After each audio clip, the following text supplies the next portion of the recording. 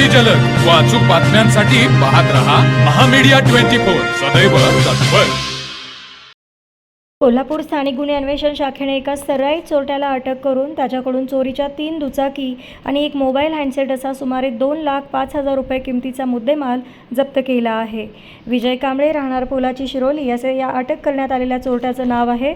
मिळालेल्या माहितीनुसार मोटारसायकली आणि मोबाईल लंपास करणारा सराईत गुन्हेगार विजय कांबळे हा कोल्हापुरातील मैलखडा परिसरात येणार असल्याची खात्रीशीर माहिती स्थानिक गुन्हे अन्वेषण शाखेला मिळाली होती। या माहितीच्या आधारे पोलिसांनी या परिसरात सापळा रचून विजय कांबळे याला ताब्यात घेतले।